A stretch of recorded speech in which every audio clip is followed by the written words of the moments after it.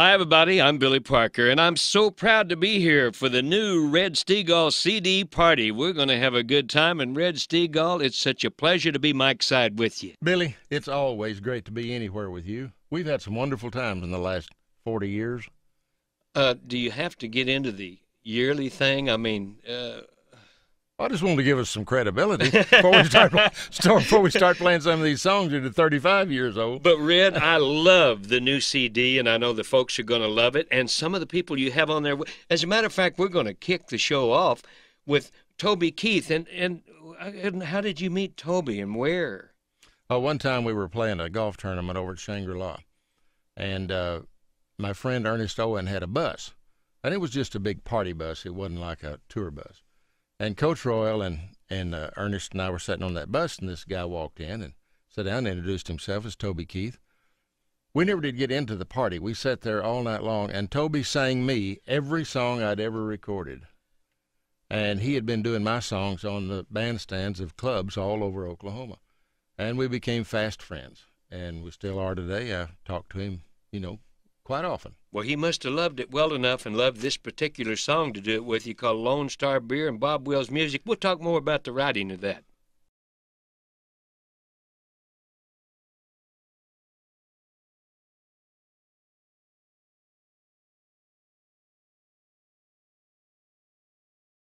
Lone Star Beer and Bob Wills Music. I mean, you talk about, you made history when we done that song. Of course, the great Bob Wills, you love his music anyway, right? I grew up with it. I didn't know there was anything else. And when you talk about beer, there's no better person to have on there with you than Toby Keith. Well, I tell you what, I really enjoyed doing this song with Toby. It was really a lot of fun, and the song is really special to me, Billy, as you well know. You played it first back in 1975, and Glenn Sutton and I were writing songs, and he was recording me. And I came in off the road one afternoon, and he said, I want you to listen to all these songs we're going to do for this new album. And I said, Glenn, I really don't like any of those songs. And he got mad, and he said, what do you want?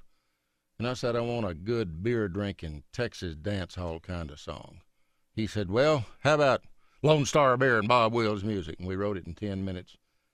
Wrote it at 4 and cut it at 6. It was one of those magic songs that just happened. I imagine that probably built a good section of the fence on your ranch, huh? No, I built a whole fence.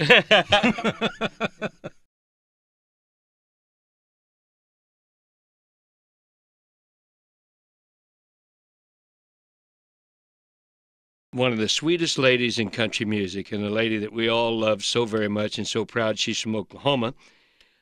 There's quite a story about Reba McEntire and how you met Reba and how much help you've been to Reba, and she tells everybody about it. She does. She's awful generous with her accolades. But, Billy, she has a determination, the kind of personality that she would have done what she's doing regardless of who was there to help. I just feel so fortunate to have been in a position to give her a leg up, because she certainly took the reins and made that horse run on her own. And I was at the national finals in 1974 in Oklahoma City, and I heard this young lady sing the national anthem, and it just blew me away, but I didn't think a whole lot about it. But I'm walking down the hallway in the hotel, and a lady grabbed me by the arm and said, you're going up to the Justin Suite and to sing some cowboy songs. Can I bring my little girl up there and let her sing with you? And I was being real nice, and I said, sure, come bring her on. Well, she brought this little red-headed, freckle-faced girl in and set her down beside me, and she started singing harmony with me, and I just went bananas. And then I played a few songs for her, and Glenn Sutton and I had just ridden a Rock Island freight train from Amarillo to Memphis and tried to write some songs, and we couldn't stay awake, but we wrote one song called I'm Not Your Kind of Girl.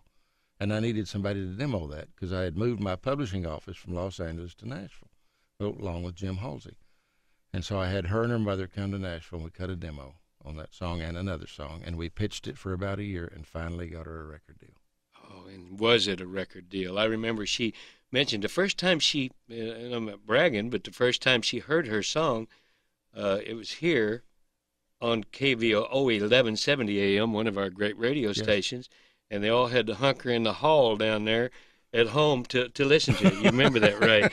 This particular song that Reba duetted with you is a beautiful song, and not only a beautiful song, we talk about building fences. This song won you a heck of an award. Ray Charles and Oh gosh, Dean Martin and Nancy Sinatra and Glenn Campbell, and Frankie Lane, Bobby Goldsboro, Roy Clark, lots of George Strait, lots of other folks. But this song, Billy, paid off the ranch and bought 2 lots on the golf course. and you haven't invited me to swing with you. Anytime, cowboy. Here's Reba McEntire and Red Steagall from the new Red Steagall CD. Here we go again.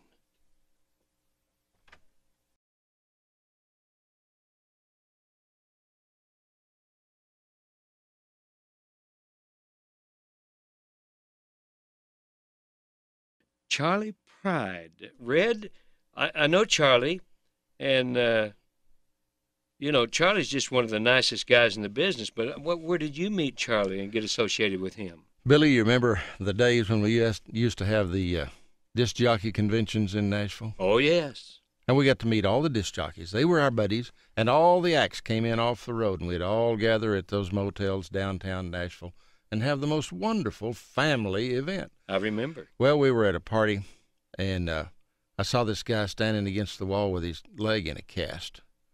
And I just couldn't help myself from stopping and visiting with him, and it was Charlie. And for some reason or another, we just hit it off and became fast friends. And we'd meet out on the road for years after that. We'd do shows together, and we've just remained very, very, very close. And I just think the world of him. You're playing golf with Charlie? Oh, I've played lots of golf with Charlie. Golf and baseball, that's what he loves more than anything in the world. Oh, he would have given anything in the world to be a baseball player, be a big league baseball player. And I understand he's pretty good. He used to go to the Rangers camp every summer. And I understand he can hit the ball pretty good, and he's a pretty good player.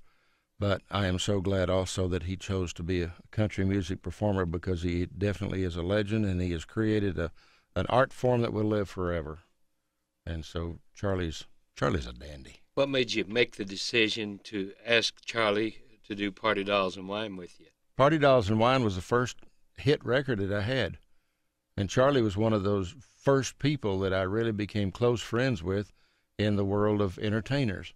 And I just thought it was a good match. And it really was. I'm really proud of the job that he did on Party Dolls and Wine.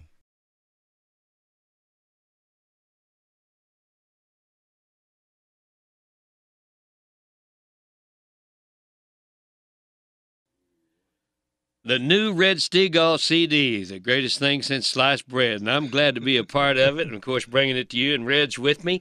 And, there's a song that you done that we love very much around Tulsa, Oklahoma. As you know, Bob Wills and Johnny Lee Wills and Luke and Billy Jack, they all performed on one of our great radio stations, 1170 AM. And, of course, I know you love their music, and I know you featured some tributes to them on this album. And this particular song, Bob's Got a Swing Band in Heaven, you got a special guest on there by the name of Ray. Ray Benson. And this is a special song to me, Billy. I was 25 years old before I knew there was anything in the world other than buffalo grass and mesquite trees and Phillips gasoline, Bob Warr, and Bob Wills. And the Western swing style of music has always been a major part of my life. And to know the guys that played for Bob Wills was one of my life's greatest treasures. And to be able to stand up on stage and perform with them.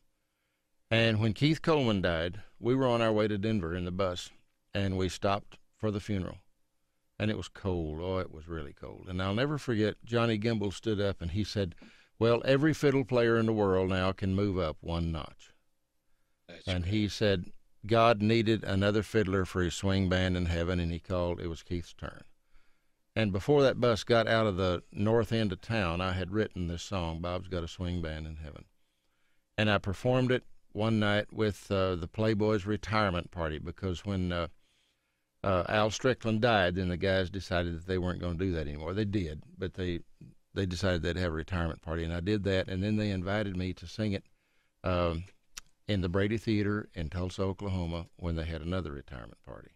And it's been a very, very special song to me. And Ray Benson is one of those forces that has kept the world of Western swing alive, and I'm grateful to him for that. And I was so pleased that he would consent to do this song with us.